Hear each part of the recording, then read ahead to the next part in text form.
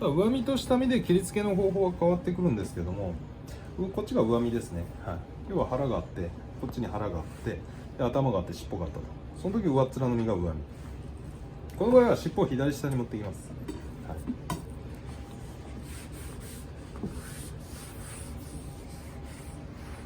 そしたら最初の切り出しの部分ですね。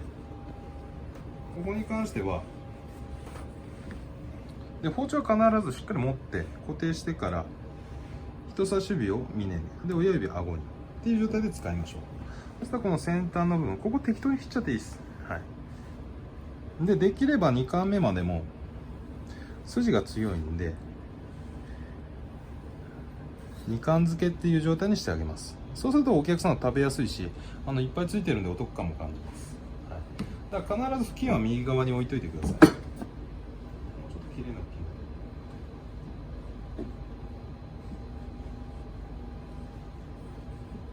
で右側に布巾を置いといてこれ必ず拭きながら仕事ができるようにすると。はい、そしたらこの左手でこの面を押さえます。はい、そしたら包丁を置いてあげる。それこの長さですね。だいたいこれが9センチぐらいだと OK です。はい。というのが先端が今尖ってる状態なんで長方形のこういうブロックの柵っていうのを下ろす分には真横にそのまま切っていけばいいから握りの幅の8センチで切ればいいんですよね。はい、だけど握りの幅って基本的にはこっちの幅がこれが3センチ、はい、でこっちの横がだいたい8センチなんですけど今これ8センチよりかちょっと大きいです。今9センチぐらいになってます。はい、これなんでなのかって言ったら先端の部分がとんがってるからこのシャリの部分って基本的にだいたい4センチぐらいあるんですよ。で残りの2センチが両サイドの2センチがこうだらっと垂れ流れると、はい、その状態で8センチなんですよね。はい、だけどこの4センチはメインの状態でシャリをしっかり包める四角が取れなきゃダメなんですよね。ただこの先端の部分がこうとんがってるとそうすると9センチぐらいあってもいいというような状態になります。で左手で固定して包丁を置く。そうすると大体の大きさ、はい、っていうものがイメージが取れるかと思います。そしたら固定した状態で包丁をスライドしていきます。はい、スライドしていったら刃先と刃元が残り 1mm ぐらいになったら包丁を90度の状態に立てて、はい、そしたら切り落とすと。そうすると 1mm のコバっていうものが生まれます。ここですね。この部分のコバ、はい、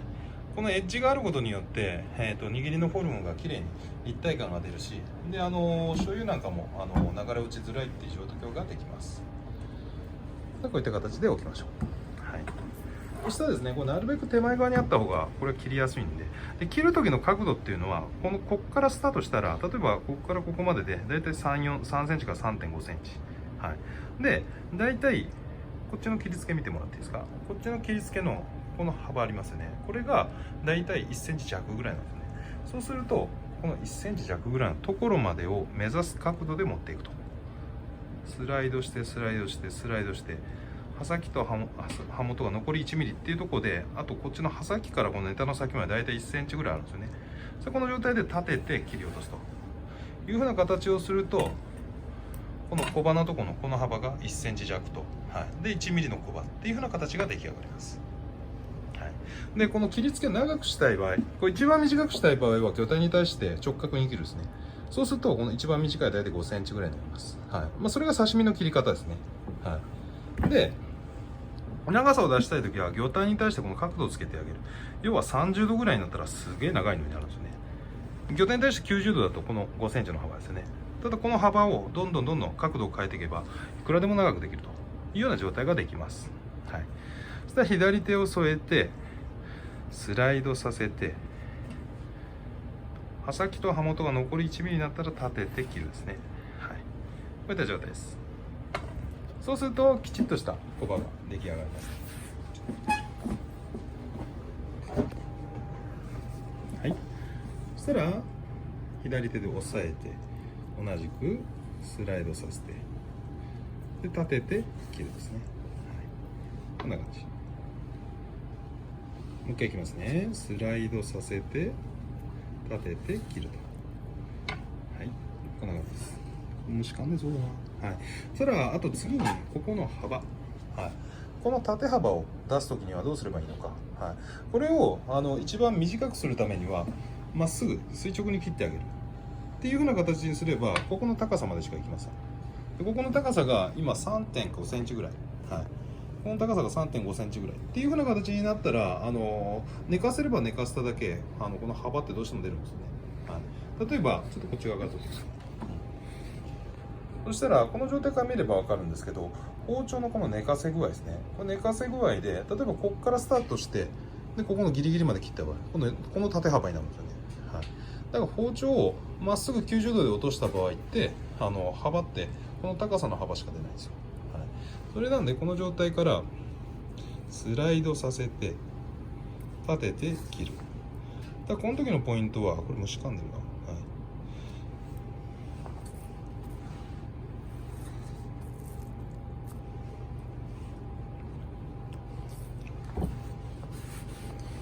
そしたらこの状態で包丁を固定して、はい、でこの寝かせ具合でこの幅を決めるっていうような感じですね、はい、でスライドして立てて切る、はい、スライドして立てて切る、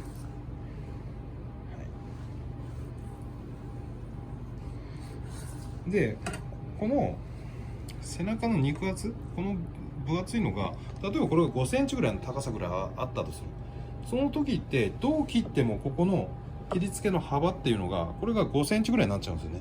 そういった場合はテンパって呼ばれる点を跳ねるっていう工程なんですけど、この上側を跳ねてあげます。大体この赤いラインぐらいなんですけど、下から皮目から 2.5 センチから3センチ、大体 2.5 センチですね、残した状態で尻尾側から頭側に向かってこういうふうに下ろしていきます。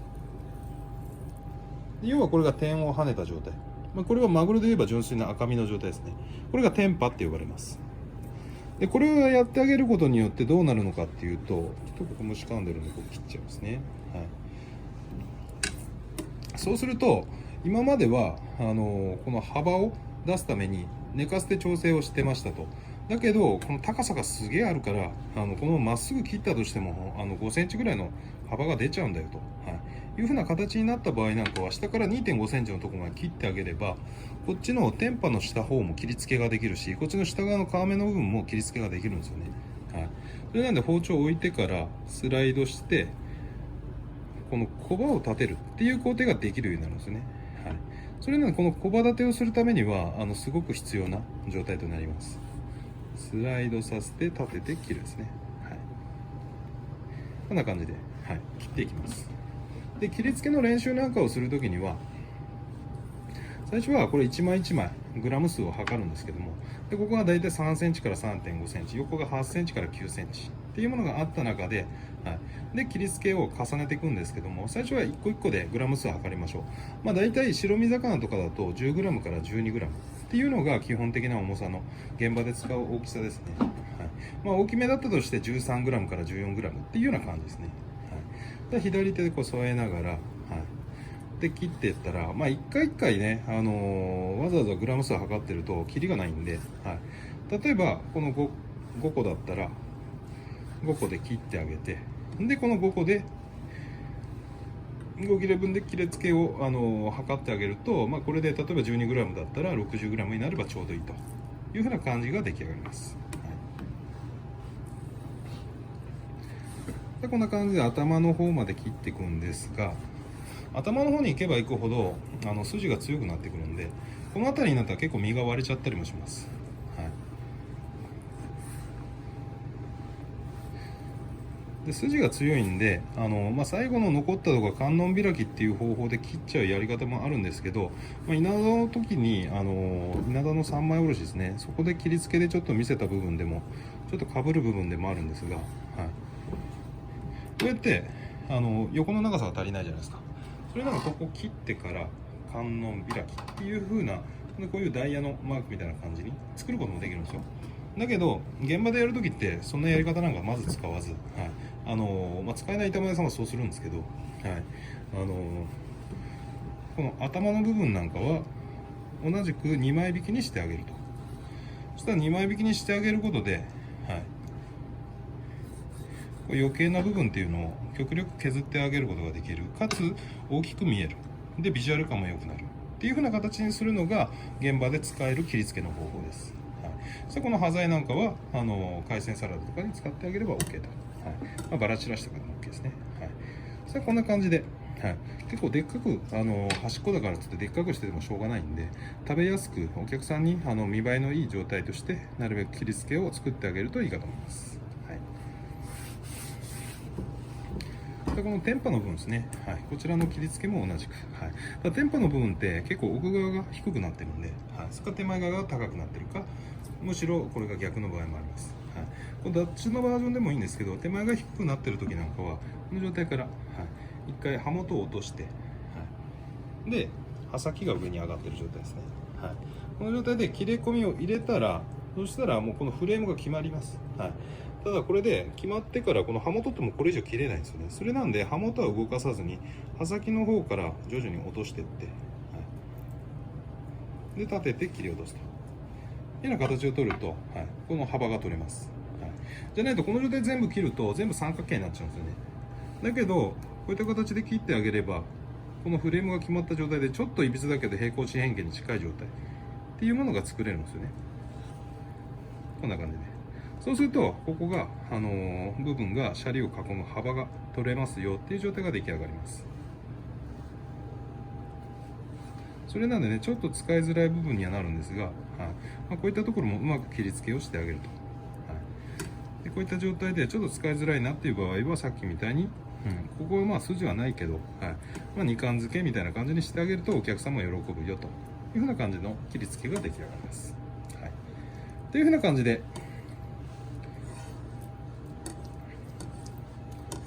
これで切り付けが一通りですね。はい、で切り付けに関しては概念としては基本としてはほとんどのお店がぶどまりですね。はい、まずはその一貫一貫の、なんだ原価っていうものがなるべく同じになるようにっていうような概念で切るものもあれば、あとは例えばお店ではあんまり量使わないからこの分の手ざく分あればいいよと、手ざくの分で切ったら、はい、そういった時なんかは、はい、例えばこの横にしてこうやって切る場合なんかもあるんですよね。はい、それとかあとはこんな感じに下ろした時に割れちゃったとか、はい、っていう状態になってれば、これも同じく手ざくの状態にしてれば、こうやって切り付けをしながらちょうどこの辺りで切ってあげるっていう風な形をするとロスがなくなるんですよね。はい、このままの状態で普通に切り付けをしようとすると全部身が割れたのが切り付けになっちゃうんですよ。それなんでぶどまりで考える方法がまず一つ、はい、でもう一つとしてはぶどまりではなく、ビジュアルで考える方法で、あとはこういう身が割れてたりの形状によって変えるっていう方法と、はい、そういった考え方によって切り付けが変わっていくっていうのがですね、っていう風な形で、仕事をしていくように意識をしていきましょうということで一通りとなります。